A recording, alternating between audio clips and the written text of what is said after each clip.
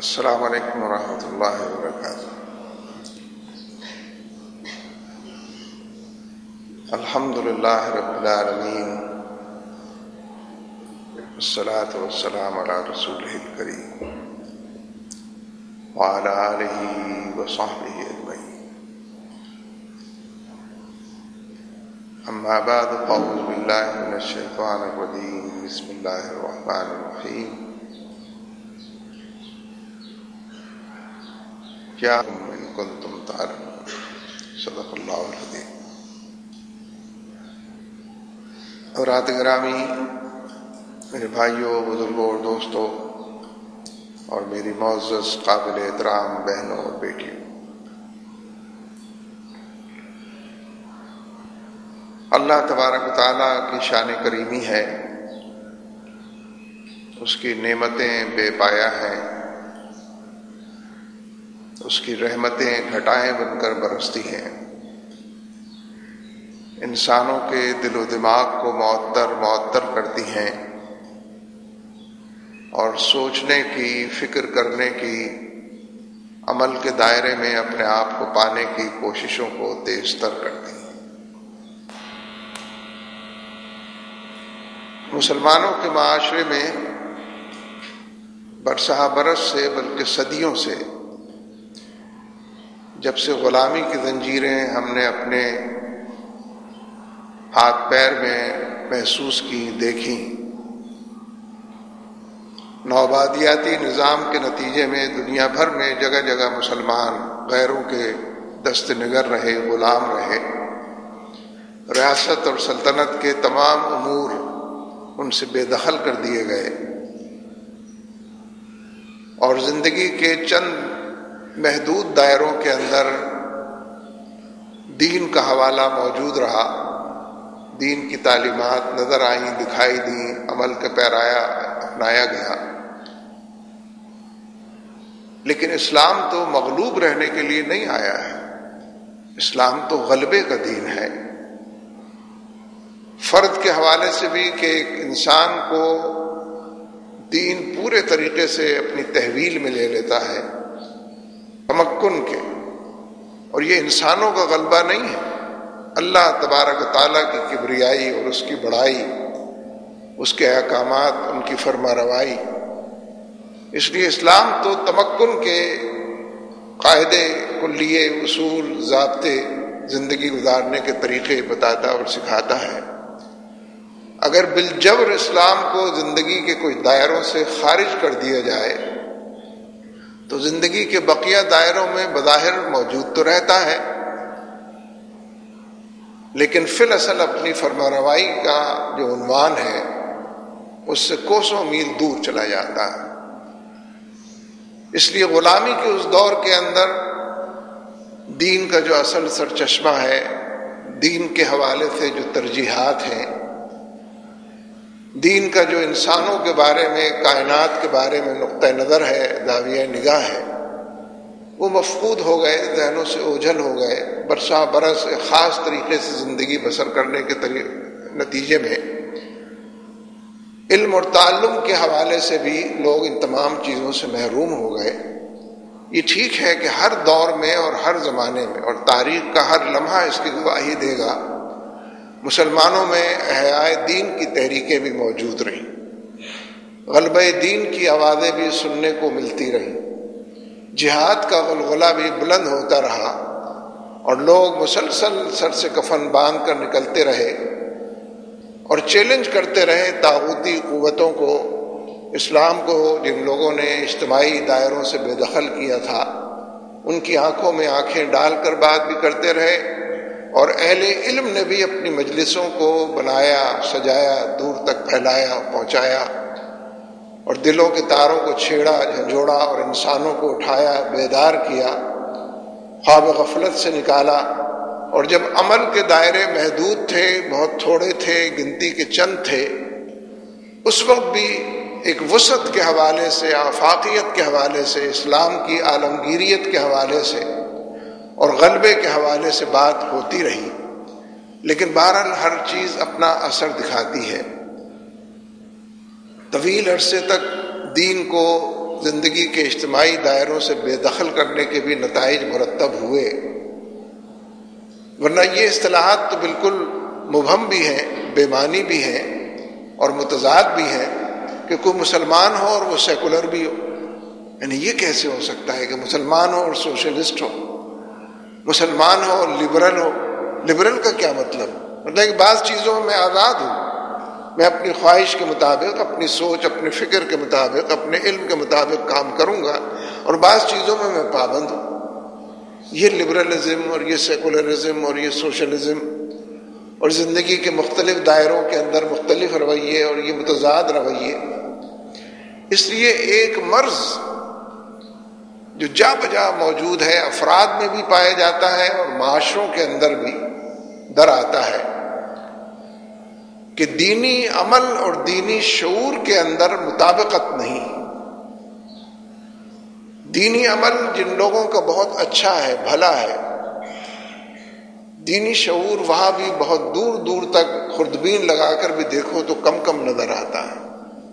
ظاہر ہے یہ بات اس طرح کھلے بندوں دو اور دو چار کی طرح کسی کی طرف اشارہ کر کے کہیں تو نہیں جا سکتی، لیکن سمجھنے کی یہ بات ہے۔ بے شمار لوگ مسلمانوں کے معاشرے میں ملیں گے کہ جو عبادات کے حوالے سے، بعض دائروں میں اخلاقیات کے حوالے سے، تہجد گزاری کے حوالے سے، بوجوہ قال اللہ و قال رسول کے حوالے سے جانے پہچانے جاتے ہیں، نمایاں نظر آتے، دکھائی دیتے ہیں، دینی شاعر کا احترام کرتے ہیں، لیکن دینی شعور معاشرے میں ہر تحریک کا ساتھ دے دیتے ہیں۔ سنت کی نفی کرنے والی پرویزیت کی تحریک، اس کا ساتھ دینے والے بھی مسلمان اہل علم نظر آتے ہیں۔ قادیانیت کے ہاتھ پر بیعت کرنے والے وہ بھی معاشروں سے نکل کر آتے ہیں اور اس کے لیے بحثیں کرتے ہیں اور بڑی دور تک بات چلاتے ہیں۔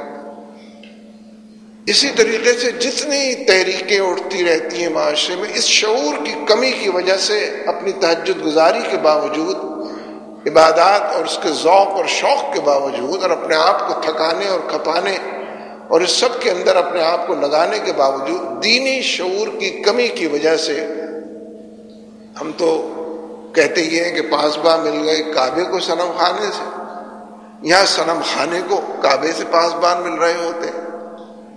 یہی دائیں اور بائیں بیٹھے لوگ، یہی ہم جیسے، میرے آپ جیسے سارے لوگ، یہی ان تحریکوں کو چلاتے اور اٹھاتے اور بناتے۔ یہ دینی شعور کی کمی ہے۔ ٹھیک ہے، اس پہ میرا اور آپ کا بھی قصور ہے، اہل علم کا بھی قصور ہوگا کہ ہم یہ توازن کے ساتھ بات کتنی پیش کر پاتے ہیں اور کتنی نفس پر، معاشرے کی اور حالات کی نفس پر ہاتھ رکھ کر کس طرف لوگوں کو متوجہ کرتے ہیں۔ یعنی یہ بھی لازماً اس کی کمی بھی اس کے اندر پائی جائے گی، لیکن بحیثیت مجموعی اس مسئلے کو بیان کرنے سے زیادہ سمجھنے کی ضرورت ہے کہ فہم دین کے حوالے سے، تصور دین کے حوالے سے، ایک قابل عمل دین قرآن و سنت کی فرما روائی کے حوالے سے ایسا بیدار شعور ہو کہ وہ اسلام اور جاہلیت میں فرق کر سکے۔ نہیں، یہ اسلام نہیں ہے، طبیعت نہیں مانتی، مزاج ممکن ہے کوئی دلیل نہ دے سکے، لیکن طبیعت اس کی مسترد کرتی ہو، اسلامی مزاج اس کا اس سے لگا نہ کھاتا ہو، مطابقت نہ رکھتا ہو اور اس کی نفی کرتا ہو۔ نہیں، یہ نہیں۔ یہ جو مسلمانوں کے معاشرے میں سیکولرزم کی تحریکیں ہیں، ان کے پنپنے کا، زور و شور کے ساتھ جاری رہنے کا، دور دور تک چاند ماری کرنے کا جو سلسلہ ہے، وہ اسی وجہ سے ہے کہ بحیثیت مجموعی ہم دینی عبادات اور اخلاقیات میں جتنے بھی بھلے ہوں، نظر آتے ہوں، دینی شعور کے معاملے میں فرد بھی انفرادی دائرے میں اور افراد پر مشتمل انجمنیں، اجتماعیت، پوری کے پورے معاشرے جو ہیں، وہ اس کمی کی وجہ سے بہت دور اور کوسوں دور نظر آتے ہیں۔ ظاہر ہے کہ یہ مرض ہے اگر، اور اس مرض کے اندر جزوی طور پر ہم سب مبتلا ہیں، کلی کی بات نہیں کرتا، تو اس مرض کے علاج کی بھی ضرورت ہے۔ ویسے تو یہ اللہ کا بڑا فضل ہے کہ ہم جس لمحے تاریخ سے گزر رہے ہیں، یہ لمحہ تاریخ چونکانے والا، اٹھانے والا، جگانے والا، منزل کی طرف شعور دلا کر آگے بڑھانے والا لمحہ تاریخ ہے۔ مسلمانوں کے اندر پوری دنیا میں وہ اہل علم موجود ہیں جو علم کی ترویج اور اشاعت کے حوالے سے قرآن و سنت کی تعلیمات کو دور تک پھیلانے کے حوالے سے ایک منفرد مقام رکھتے ہیں اور اپنے اپنے علاقوں کی زبانوں میں لکھ رہے ہیں، جن کے ترجمے ہو رہے ہیں۔ یعنی فی زمانہ جتنے فتنے ہیں، جتنے اسلام گریز رجحانات ہیں، جتنی دین کی نفی کرنے والی تحریکیں ہیں، جو اس وقت اسلام کا شعور رکھنے والے اہل علم معاشروں کے اندر موجود، وہ اس کی گرفت کر رہے ہیں، اس کا پیچھا کر رہے ہیں۔ فرض یہ بنتا ہے، ذمہ داری ہماری یہ قرار پاتی ہے کہ اس لٹریچر سے، اس لکھے ہوئے سے استفادہ کریں، صحبتوں میں، صحبتیں میں بیٹھیں۔ رفاقت بھی کہتے ہیں ہم اس کو، لیکن رفاقت کو تو ذرا برابر کے درجے کی ہوتی ہے۔ صحبت تو کسی بڑے کے ساتھ ہی آدمی، اہل علم کے ساتھ، اجتماعیت کہہ لیں، یعنی جس طرح سے بات کو پہنچایا جا سکتا ہو۔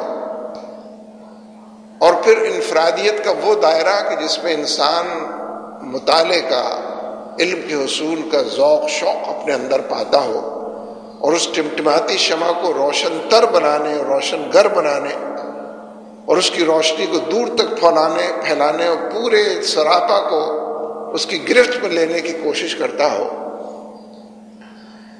اس لیے وسعت مطالعے کی یہ ٹھیک ہے کہ معاشرے میں وہ لوگ بھی الحمدللہ موجود ہیں اور ان کی تعداد بھی بڑھ رہی ہے جن کی پہچان وسعت مطالعہ اور مستحضر مطالعہ ہے۔ مطالعہ بالکل نو کے زبان پر موجود ہے، آپ سوال کریں وہ جواب دے سکتے ہیں، آپ اعتراض کریں وہ رفع کر سکتے ہیں، آپ کی تشفی نہ ہو رہی ہو وہ تشفی کا سامان باہم پہنچا سکتے ہیں، یعنی یہ لوگ بھی موجود ہیں۔ لہذا ایک طرف تو ان تمام اہل علم کی، علم سے مس رکھنے والے، تعلق رکھنے والے لوگوں کی ذمہ داری ہے کہ معاشرے میں جو تحریکیں اور جو عنوانات لبرلزم کے اور سیکولرزم کے اور دین سے دوری کے نظر آتے ہیں، دکھائی دیتے ہیں، پہچانے جاتے ہیں، ان کی تشخیص بھی کریں اور اس کے مطابق معاشرے میں لوگوں سے چل پھر کر ان عنوانات پر بات کریں۔ یہ کچھ جماعتوں کا اور کچھ علماء کرام کا ہی فرض نہیں ہے، ان کا تو ہے ہی بلا شبہ کہ وہ لوگوں کو بلائیں اور دلوں پہ دستک دیں، لیکن افراد کی سطح پر بھی اہل علم کی، معاملات کو جاننے والے، معاملہ فہم لوگوں کی بھی ذمہ داری ہے کہ وہ معاشرے سے کے گھٹا ٹوپ اندھیروں کا مقابلہ کریں، ہر جگہ علم کی شمع اور عمل کا دائرہ لے کر پہنچیں اور اندھیروں کا مقابلہ اجالوں سے کرنے کے جو تحرک اور سرگرمی پیدا ہوتی ہے، اس سرگرمی کو آواز دیں اور اس کو بیش از بیش کرنے اور بڑھانے کی کوشش اور فکر کریں۔ دیکھیے، نبی اکرم صلی اللہ علیہ وسلم نے جو صحابہ کرام کی تربیت فرمائی تھی وہ بڑی جامع تربیت تھی، ہمہ جہت تھی، ہر عنوان تربیت تھی، یعنی ایک بڑا نازک سا موضوع ہے۔ نبی اکرم صلی اللہ علیہ وسلم سے صحابہ کرام کو جو تعلق تھا، جو انس اور لگاؤ تھا، جو محبت تھی، الفاظ ہی ختم ہو جاتے ہیں، کیسے بیان کیا جائے؟ وہ تو ہر ایک کے علم میں ہے، لیکن جو توحید کا تصور تھا صحابہ کرام کے دل و دماغ میں، توحید کا وہ تصور بھی راسخ تھا، اپنی جڑیں پھیلائے ہوئے، پہنچائے ہوئے تھا۔ لیکن کسی انسان کو کسی انسان سے جتنی محبت اور وارفتگی اور اپنائیت ہو سکتی ہے اور عقیدت کے عنوانات موجود پائے جا سکتے ہیں، وہ سب بھی موجود تھے۔ اور صحابہ کرام کی یہ محبت نبی اکرم صلی اللہ، اس میں کہیں غلو ہوا ہے، کہیں کوئی اونچ نیچ ہوئی ہے تو نبی صلی اللہ علیہ وسلم نے توجہ دلائی ہے، تربیت فرمائی ہے، تزکیے کے عنوانات سجائے ہیں۔ اللہ اور اس کے رسول چاہیں گے تو یہ کام ہو جائے گا، تو آپ نے بتایا نہیں، اللہ چاہے گا تو اس بارے میں آپ نے توجہ دلائی ہے۔ تو نبی اکرم صلی اللہ علیہ وسلم نے صحابہ کرام کی اور اس جماعت کی جو تربیت فرمائی، وہ مثال ہے اور نمونہ ہے، تا قیامت رہتی دنیا تک وہ مثال اور نمونہ ہی رہے گا۔ اس میں ایک توازن ہے، اس میں ایک توازن ہے، ایسا شعور ہے صحابہ کرام میں بحیثیت جماعت کے بھی اور ایک ایک صحابی کے اندر بھی، کہ دین کا حوالہ اس درجہ مضبوط ہے۔ میں مثالوں کی طرف نہیں جانا چاہتا، بات دور نکل جائے گی، لیکن صرف یہ اشارہ کرنا چاہ رہا تھا جو کر دیا ہے، کہ ذہنوں کی جو تربیت ہے وہ ہمہ جہت ہونی چاہیے، ایک جامعیت کے ساتھ ہونی چاہیے۔ اور یہ بظاہر تو بہت کم ممکن ہوتا ہے، ممکن تو ہے کہ لوگ علم سے مس نہ رکھتے ہوں، معلومات کے اندر ان کے نقص پایا جاتا ہو، مطالعے کا ذوق اور شوق بھی نہ رکھتے ہوں، لیکن یہ ممکن ہے کہ اچھی صحبت کی وجہ سے، اچھی رفاقت کی وجہ سے، بھلے لوگوں کے ساتھ نشست برخاست کی وجہ سے ان کے تصورات درست ہونے لگ جائیں، ان کی سوچ کے اندر نئے پیمانے، نئے آہنگ پیدا ہونے لگ جائیں، اور جس طریقے سے کسی ٹیڑھی چیز کو سیدھی چیز کے اندر نہیں ڈالا جا سکتا، کسی پائپ کے اندر نہیں گزارا جا سکتا، ان کی طبیعت اور مزاج اس طریقے سے ان سانچوں کے اندر ڈھل جائے کہ جو فی الحقیقت قرآن کا اور سنت کا سانچہ۔ اس لیے فی زمانہ جن حالات سے ہم گزر رہے ہیں، ہمارے یہاں بھی تقسیمیں تو بہت ہیں نا اہل دین میں، یہ دینی معاملہ ہے، یہ سیاسی معاملہ ہے، اور بظاہر ایک ایسی دوری ہے سیاسی معاملات سے، اور اس قدر اس کا بے دین ہونا بعض لوگوں پر واشگاف ہے کہ اس کی طرف چلتے ہی نہیں ہیں، بڑھتے ہی نہیں ہیں۔ میں بھی فی نفسے اس موضوع پر نہیں بات کر رہا، دین اور سیاست کی تفریق اور دوئی پر، لیکن طبیعتوں اور مزاج کا کیا کیا جائے کہ جس کو ہم دینی مزاج کہتے ہیں وہ ان سانچوں میں ڈھل جاتا ہے کہ جن چیزوں سے اس نے دوری پیدا کر لی ہے اس سے قربت نہیں پیدا ہوتا۔ دیکھیے بطور مثال کے یہ عرض کرتا ہوں، یہ آج ہم نے پورے ملک کے اندر بلوچستان کے ساتھ اظہار یکجہتی کا دن منایا۔ بھائی کیسے ممبر سے بیٹھ کر کیسی سیاسی بات کر رہا ہوں میں بھی، کیا مطلب ہے آخر اس میں؟ بلوچوں کے ساتھ یا اہل بلوچستان کے ساتھ، یعنی اس میں اتنے نکات ہیں، ظلم کے خلاف تو بات کرنی چاہیے، وہ فرد پر ظلم ہو رہا ہو، معاشرے پر ظلم ہو رہا ہو۔ یہ ٹھیک ہے کہ مظلوم بھی بعض اوقات ظلم پر اتر آتا، جس کو آپ محروم کر دیں، جس کو آپ مجبور بنا دیں، دیوار سے لگا دیں، جس سے آپ بہت ساری چیزیں اس کی چھین لیں، جس کو حقوق کہتے ہیں، اس سے محروم کر دیں، تو بعض اوقات محروم انسان یا محروم انسانوں کا گروہ یا مظلوم انسان اور مظلوم انسانوں کا گروہ خود بھی ایسی حرکتیں کر بیٹھتا ہے کہ جو وارہ نہیں کھاتی، جس کے بارے میں کوئی دلیل نہیں دی جا سکتی، جس کے ہاں کہ مظلوم بھی ظلم کے اوپر اترا ہوا۔ لیکن یہ تو ایک سلسلہ ہمہ جہت ہے، تہ در تہ ہے، پیچیدہ تر ہے۔ اس کا علاج بھی اسی میں ہے کہ ظلم کے خلاف بحیثیت مجموعی بات کی جائے۔ بلوچستان کے معاملے میں یہ بات تو بالکل واشگاف۔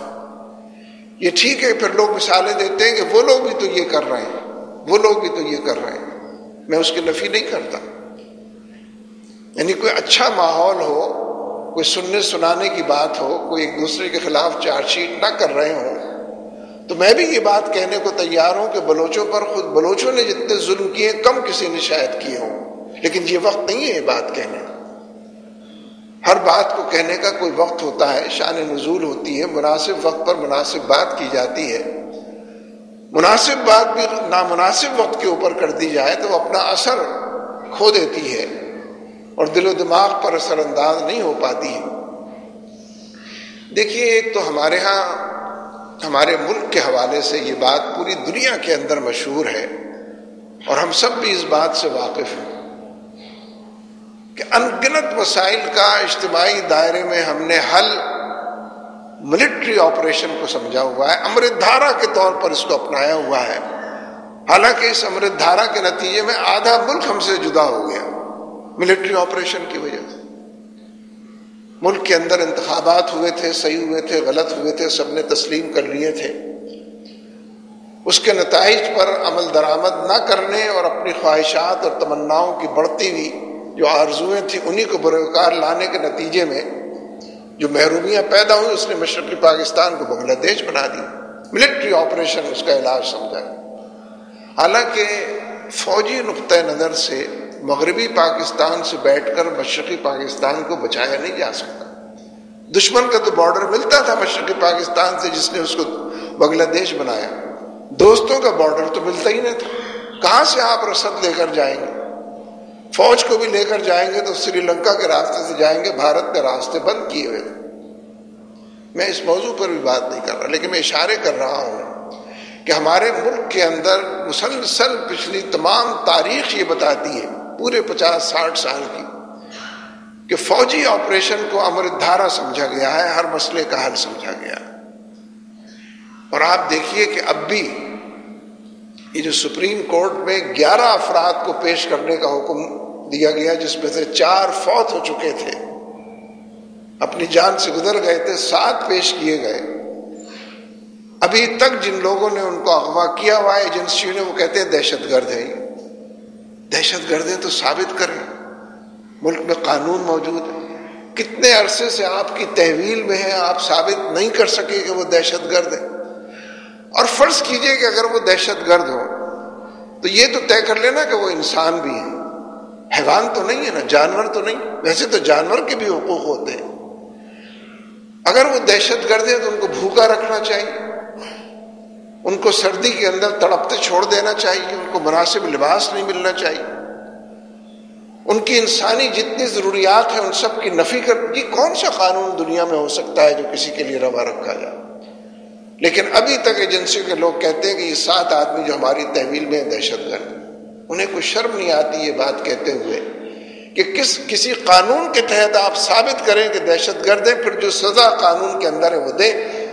جرم ثابت ہونے سے پہلے کیسے آپ کسی قانون اور کسی قانون کا حوالہ دے کر بات کرتے ہیں؟ سینیٹ کے اندر اس وقت ایک مسودہ قانون 2 سال سے موجود ہے.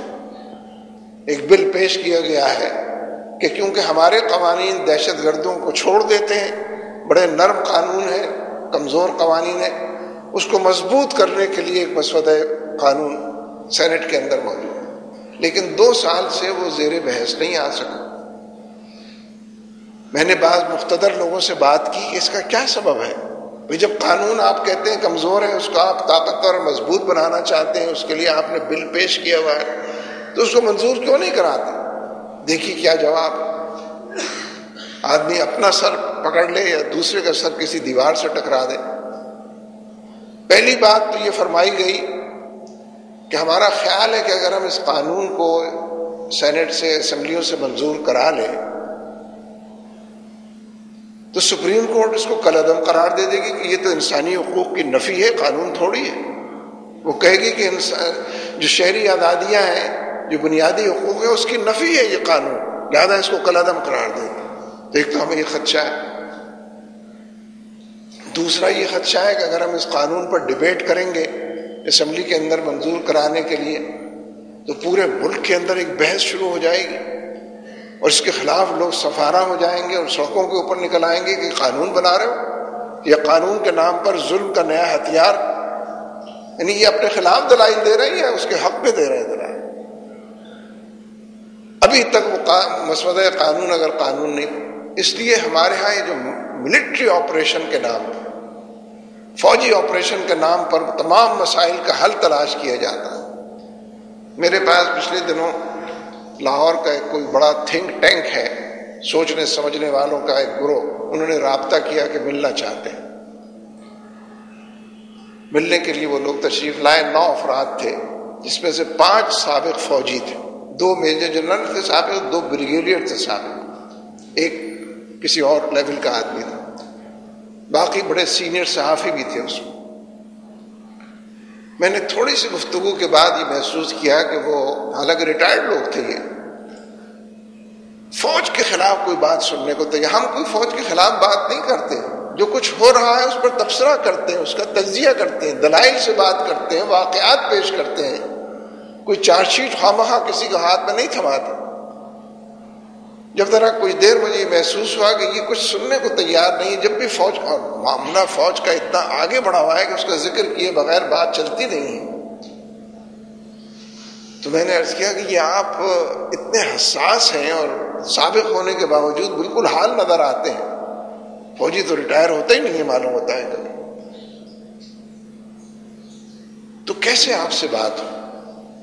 اس لیے کہ اتنی رکاوٹ پڑ رہی ہے کہ ہم کوشش کر رہے ہیں کہ ماحول اچھا رہے، فضا سازگار رہے. آپ ہمارے مہمان بھی ہیں، بڑے ہیں، چیزوں کو جانتے ہیں، لیکن مجھے محسوس ہو رہا ہے کہ میں شاید زیادہ دیر تک فضا کو سازگار نہ رکھ سکوں. اگر بات اس طرح ہوتی ہے تو ہم بات ختم کر دیتے. تو کہنے لگے اچھا کوئی ایک مثال دیجئے جس میں فوج کی زیادہ. اب اتنی گفتگو کی بات، میں نے کہا دیکھیے کوئٹے کے اندر چیچنس کو کی ویڈیو بن گئی تھی جن کو رینجرز کے لوگوں نے ہلاک کیا تھا، وردی والوں نے. اور جس وقت یہ واقعہ پیش آیا تھا کہ وہ چیچن خواتین ہاتھ جوڑ رہی تھیں، رو رہی تھیں، ان کے پاس کوئی ہتھیار اسلحہ نہیں تھا، ویڈیو نے بتا دیا، دکھا دیا. اس وقت یہ واقعہ پیش آیا ہے، عام طور پر ہر جگہ لوگوں کی یہ رائے تھی کہ وردی والوں کے خلاف کوئی کارروائی نہیں ہو سکتی. آج کتنا وقت گزر کے کوئی کارروائی نہیں ہوئی، وردی والے اسی طرح دندناتے پھر رہے ہیں. تو اگر پیمانے چیزوں کو ناپنے تولنے کے یہ ہیں، اگر معیارات یہی ہیں کہ آپ کا تو قصور کبھی ہوتا ہی نہیں، چاہے اس کی. پھر وہ ایک ویڈیو بنی تھی، آپ کو یاد ہوگا، کراچی میں ایک لڑکا تھا جس کو رینجرز نے گولیاں مار کے شہید کر دیا. وہ ہاتھ جوڑ رہا تھا، ان کے پیر پکڑ رہا تھا، بار بار زندگی کی بھیک مانگ رہا تھا. کیا ہوا اس کے ساتھ؟ کہتے ہیں موت کی سزا دے دی گئی، اور نافذ تو نہیں ہو سکی آج تک. تو میں یہ بات ہمارے ملک کے اندر، یہ 5واں ملٹری آپریشن ہے جو بلوچستان میں اس وقت جاری ہے. ملٹری آپریشن ہی نے سردار اکبر بگٹی کو قتل کیا تھا. دیکھیے ہمارا قاعدہ ضابطہ کلیہ اسلام کے حوالے سے تو یہ ہے کہ ظالم کو بھی ظلم سے قتل نہ کریں، عدل کے نتیجے میں قتل کریں. ظالم کے ساتھ بھی انصاف کیا جائے، اور ظالم کے ساتھ انصاف یہ ہے کہ اس کو کیفر کردار تک پہنچایا جائے، قانون کے دائرے میں رہنا. اگر کوئی کہے کہ اکبر بگٹی بڑا ظالم تھا تو اس کو تو بتانا پڑے گا، اور شاید بتا بھی دے کوئی کتنا ظالم تھا، لیکن جو کچھ اس کے ساتھ ہوا وہ تو بہت بڑا ظلم ہوا اس کے ساتھ. پھر جس نے یہ کام کیا اس نے کھل کر اعلان کیا. آپ کو یاد ہوگا پرویز مشرف نے یہ اعلان کیا تھا جب وہ صدر بھی تھے، آرمی کے چیف بھی تھے، وردی میں ملبوس بھی تھے، ملک کے تمام سیاہ سفید کے مالک بھی تھے. انہوں نے اکبر بگٹی کو مخاطب کر کے کہا تھا کہ کوئی چیز آ کر تم کو ہٹ کرے گی اور تم کو پتہ بھی نہیں چلے گا. یعنی کون دھمکی دے رہا ہے؟ ایک با اختیار مقتدر آدمی، ملک کا نمبر 1 آدمی. دھمکی دینا تو کسی چھوٹے آدمی کا بھی کسی کے روا نہیں ہے. اس نے یہ بات کہی اور پھر وہی ہوا کہ ایک چیز نے آ کر اس کو ہٹ کیا، اس کو پتہ ہی نہیں چلا اور اپنی جان سے گیا. یہ کون سی بہادری ہے؟ یہ کون سی جرأت کا تمغہ ہے جو پرویز مشرف کو اور فوج کو ملنا چاہیے؟ کتنے فوجی ہیں جنہوں نے یہ آواز اٹھائی ہو کہ پرویز مشرف پر کے خلاف FIR درج کی جائے، سردار اکبر بگٹی کی مقدمہ چلایا جائے. جب وہ یہاں سے جا رہا تھا ہمارے جیسے لوگوں کے بیانات تو تھے کہ اس کو جانے نہ دیا جائے، لیکن جو مقتدر لوگ ہیں، مقتدر قوتیں ہیں، چاہے وہ فوج کے لوگ، کوئی کسی نے نہیں کہا. جب ظلم کی یہ شکلیں معاشرے کے اندر راہ پالیں گی اور ظلم ہی اپنا راج لوگوں سے منوا لے گا، اپنی کلگیوں کو دور تک سجا لے گا، ہر چہار طرف اسی کا غلغلہ نظر آئے گا، تو پھر بعض اوقات تو یہ طے کرنا ہی مشکل ہوگا کہ کس نے کتنا ظلم کیا، زیادہ کیا یا کم کیا. حالانکہ اس میں بھی ایک پیمانہ تو ہے. جو مقتدر اور با اختیار لوگ ہیں ان کا کام انصاف کرنا ہے، عدل فراہم کرنا ہے. جو بےمانی لوگ ہیں میرے اور آپ جیسے، وہ اگر ظلم کرتے ہیں ان کو پکڑنے کا کام ان کے ذمہ ہے، اور جس کے ساتھ زیادتی کرتے ہیں اس کا ازالے کا کام ان کے ذمہ ہے، اور جس کے حقوق سلب کرتے ہیں اس کو حقوق دلانا ان کے ذمہ ہے، اور جس کو محرومی کی دلدل میں دھکیلتے ہیں اس کو محرومی سے بچانا ان کے ذمہ ہے. اس لیے مقتدر اور غیر مقتدر لوگ، با اختیار اور بے اختیار لوگ، یہ ایک صف میں نہیں کھڑے کیے جا سکتے. اور ویسے ٹھیک بھی ہے، ظاہر ہے کہ اگر فوج ظلم کرے گی بحیثیت ادارے کے تو نہیں کرتی، لیکن کارروائی کے عنوان سے اور آپریشن کے نام سے کرتی ہے، تو حقیقت یہ کہ ان کے پاس تو وہ سارا ساز و سامان موجود ہے کہ جس کے جو ظلم کا اعلی کار بن سکے اور اعلیٰ بنتا ہے۔ عام آدمی تو ایک تھپڑ مار دے گا نا، کم و بیش۔ ویسے تو یہ تھپڑ والی بات آ گئی ہے، آج کل تو تھپڑ والی بات کافی مشہور ہے نا۔ مجھے ٹنڈو محمد خان کے لوگوں سے یہ گلہ پیدا ہو گیا ہے، کچھ سمجھ میں نہیں آتا کہاں۔ انہوں نے اب جلوس نکالا ہے اس خاتون کے حق میں جس نے تھپڑ مارا تھا، اور اس فیصلے کے خلاف جو عدالت نے کیا، حالانکہ ان کو پہلا جلوس نکالنا چاہیے تھا ٹنڈو محمد خان کے لوگوں کو، اس عورت کے خلاف جو ان کی نمائندہ تھی اور جس نے تھپڑ مارے تھے کہ تم نے زیادتی کی ہے، غلطی کی ہے۔ پھر اگر بعد میں یہ بھی کرتے تو ہم کہتے کہ وہ شاید کہہ رہے ہیں کہ زیادہ ناانصافی ہو گئی، کچھ تھوڑا سا انصاف اس کے حق میں بھی کر لیا۔ معاشرے کے اندر پھر ظلم کی سرکوبی نہیں، ظلم کو رواج دینے کی تحریکیں شروع ہو جاتی ہیں۔ اجتماعی دائرے کے اندر قوت اور طاقت کے سرچشمے وہ لوگ قرار پاتے ہیں کہ جو ظلم کی پشتیبانی کرتے ہیں، اور ظلم لفظ تو بہت ہی چھوٹا سا ہے، لیکن اگر یہ رواج پا جائے اور معاشرے کے اندر اول و آخر قرار پائے تو پھر کچھ بھی نہیں بچتا۔ پھر میں نے جیسا کہ عرض کیا کہ مظلوم بھی یہ سمجھتا ہے کہ انصاف سے کام نہیں چلے گا، عدل مجھ کو نہیں ملے گا، میں بھی ظلم کروں جو میرے بس میں ہے، میں جس کو چاہوں قتل کر دوں، جس کی بوری بند لاش ایجاد کر دوں۔ مظلوم بھی پھر نئے طریقے سوچنے لگتے ہیں۔ اس لیے بلوچستان سے یکجہتی کا مطلب، میں نے بات تو شعور سے کی تھی نا، کہ دینی عمل اور دینی شعور کے اندر ایک توازن کی ضرورت ہے۔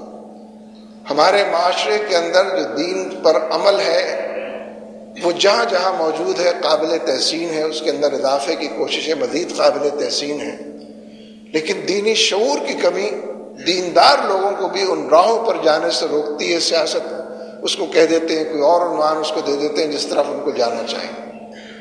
اس لیے ہم سمجھتے ہیں کہ جس معاشرے کے اندر ظلم ہو رہا ہو اور ظلم کی جتنی شکلیں ہیں وہ محیط شکلیں نظر آتی ہوں، دکھائی دیتی ہوں، دندناتی پھرتی ہوں، اس معاشرے میں ظلم کے خلاف نحیف سی آواز ہی کیوں نہ ہو، وہ میری آواز ہی کیوں نہ ہو، نحیف سی آواز کو بھی اٹھانا چاہیے، ورنہ پھر یہ دور تک پھیل کر سب کو اپنی گرفت میں لے لیتا ہے۔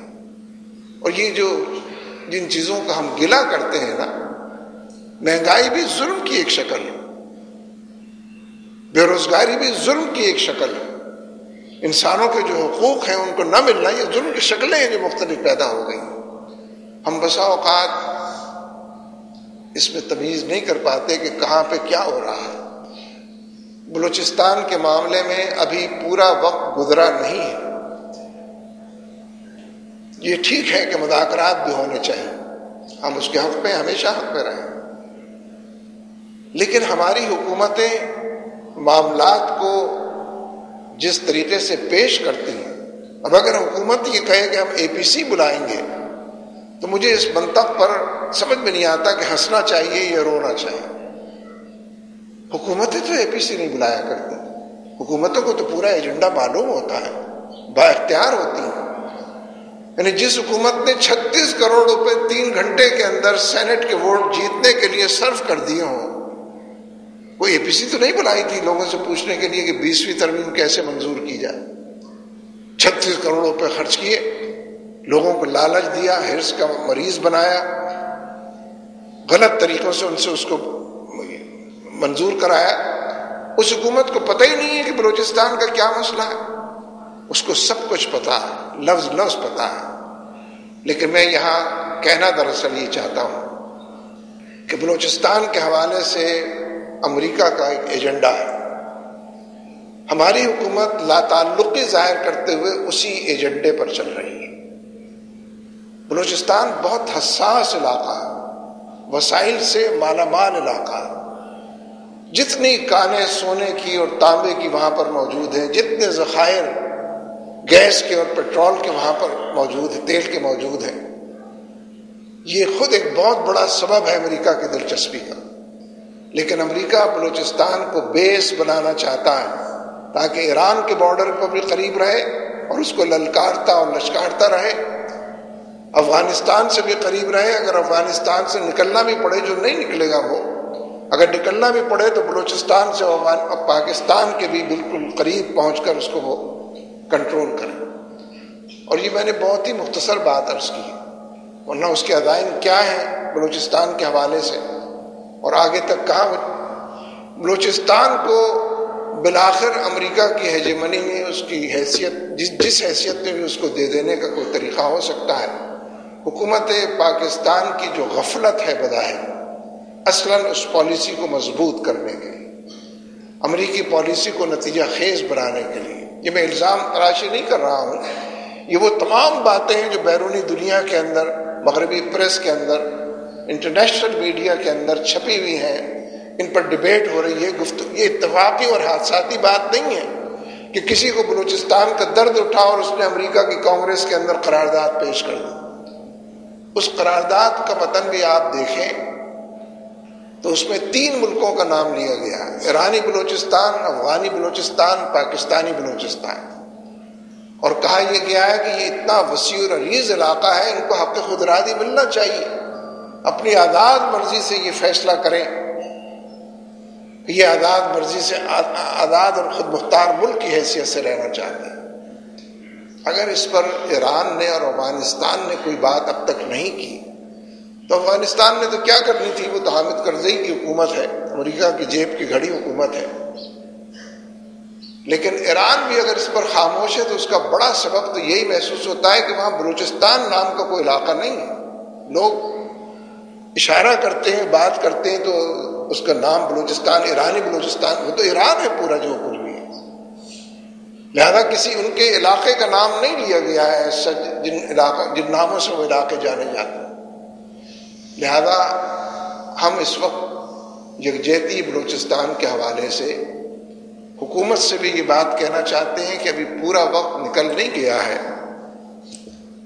مذاکرات کی گنجائش بھی موجود ہے، اس ایجنڈے کو ترتیب دینے کی بھی ضرورت ہے جس کے مطابق بلوچستان کی محرومی کو دور کیا جا سکے۔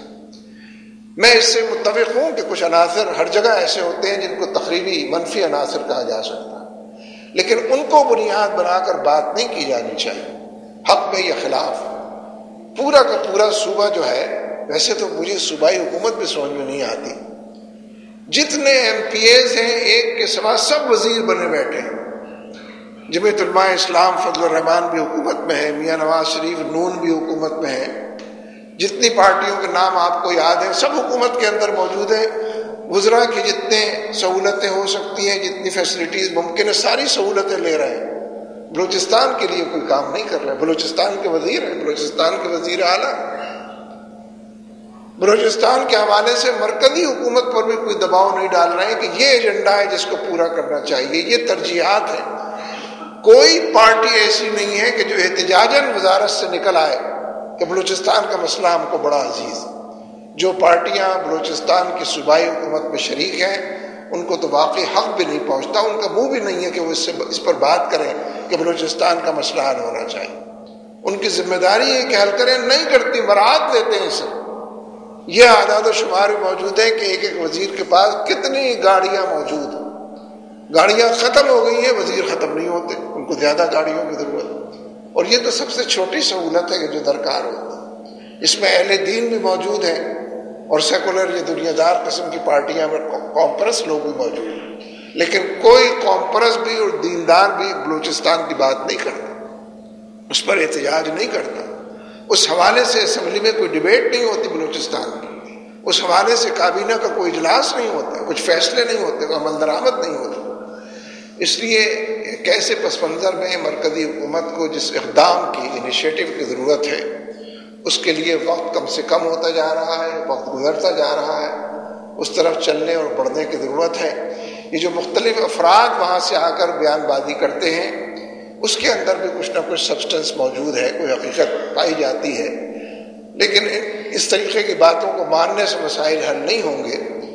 جو مطالبات ہیں اس کی فہرست بھی حکومت کے پاس موجود ہے، ان میں سے کئی یا اکثر مطالبات وہ ہیں کہ جن کو مانا جانا چاہیے، جن کے حوالے سے بات کی جانی چاہیے، جو قابل عمل ہیں، جو اشک شوئی بھی کر سکیں گے اور دور تک پھیلے ہوئے اس صوبے کے اندر لوگوں کی جو محرومیاں ہیں ان پر. لیکن ایک آخری بات یہ بھی کہنا چاہتا ہوں کہ بلوچستان میں بوری بند لاش کا جو کلچر ہے، یہ ٹھیک ہے کہ یہ جو آمنہ جنجوعہ صاحبہ نے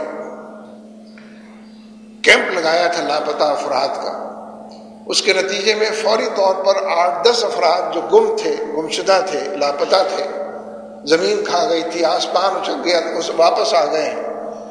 لیکن جو فہرست آمنہ جنجوعہ کی فہرست ہے اس کے مطابق 235 افراد ہیں بلوچستان میں جو لاپتہ افراد، جبکہ خود بلوچوں کا جو دعویٰ ہے وہ اس سے زیادہ کا ہے. میں چلیے زیادہ کی بات نہیں کرتا، لیکن یہ لاپتہ کیمپ میں پرسوں بھی گیا تھا، کچھ وقت گزارا ہے. حقیقت یہ ہے کہ لاپتہ افراد کے کیمپ میں آپ جا کے کیا کریں؟ ایسی بے بسی ہے، اس قدر بے کسی ہے. مائیں اپنے بچوں اور بیٹوں کا نام لے رہی ہیں، اپنے شوہروں کا ذکر کر رہی ہیں، کس طریقے سے اس کو اغوا کر کے لے گئے، کون لوگ تھے. یہ ہمارے عبدالرشید ترابی صاحب ہیں، آزاد جموں کشمیر کے امیر ہیں. ان کا بیٹا لاپتہ تھا کافی عرصے سے، پچھلے دنوں وہ واپس آیا، انہوں نے اس کی شادی بھی کر دی. ابھی 5-6 دن پہلے شادی کے فوراً بعد وہ اور اس کی بیوی گھر سے باہر نکلے اور 2 گاڑیاں آئی ہیں، وردی میں ملبوس لوگ بھی تھے، سادہ کپڑوں میں تھے، انہوں نے پکڑ کر اس کے اندر ڈالا ہے. بیوی نے شور مچایا تو اس کو دھکے دے کر گرا دیا. انسانوں کا معاشرہ تو نہیں. اگر دشمن بھی یہ سلوک کرے تو قابل مذمت. انسانوں کے ساتھ انسانی سلوک ہونا چاہیے، حیوانوں والا سلوک نہیں. یہ اپنے لوگ اپنے لوگوں کے ساتھ کر رہے ہیں، کلمہ گو لوگ کلمہ گو انسانوں کے ساتھ کر رہے ہیں، اور پھر اس پر اصرار کرتے ہیں کہ یہ سب دہشت گرد. لاپتہ افراد کے کیمپ میں آپ جائیں، مجھے کوئی آدمی ایسا نہیں ملا جو اپنے آنکھوں سے ٹپ ٹپ آنسو بہائے بغیر وہاں سے آئے، اس کے باوجود کہ وہ خاموش بیٹھا ہو، اس سے کوئی بات نہ کرے. جو داستانیں ہیں، جو گلے اور شکوے ہیں، جو دہائی ہے، جو احتجاج ہے، لفظوں کا اہتمام کتنا ہی کر کے آدمی جائے، لفظ ختم ہو جاتے ہیں، جواب دے جاتے ہیں، ہاتھ جوڑ کر کھڑے ہو جاتے ہیں کہ یہ لفظ ان حالات کے لیے ایجاد نہیں ہوئے. کوئی اور نئے لفظ ایجاد کرو، نئی اصطلاحیں وضع کرو تاکہ اس داستان علم کو اور غم کی اس داستان کو بیان کر سکو. یہ کام میں اور آپ کر رہے ہیں. یہ اگر فوجی کرتے ہیں، ایجنسیاں کرتی ہیں، کس کو کہا جائے؟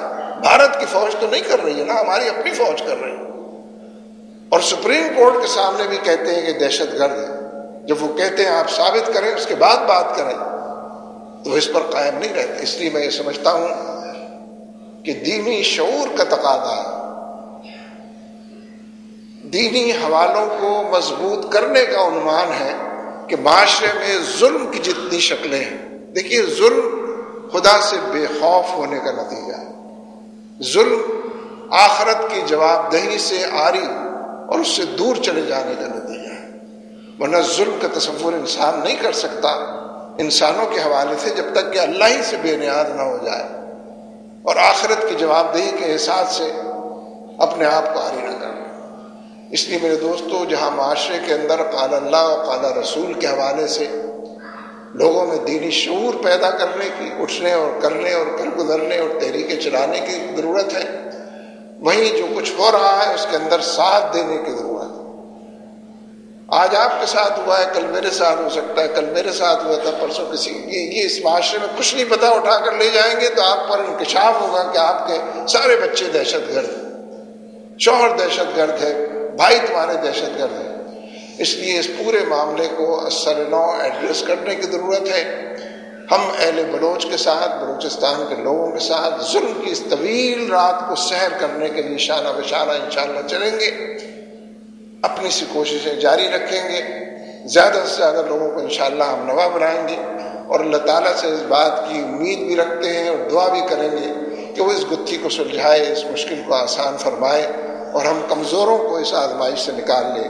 اللہ تبارک و تعالیٰ ہم سب کا حامی و ناصر ہو. اقول قولی ھذا استغفر اللہ لی و لکم ولسائر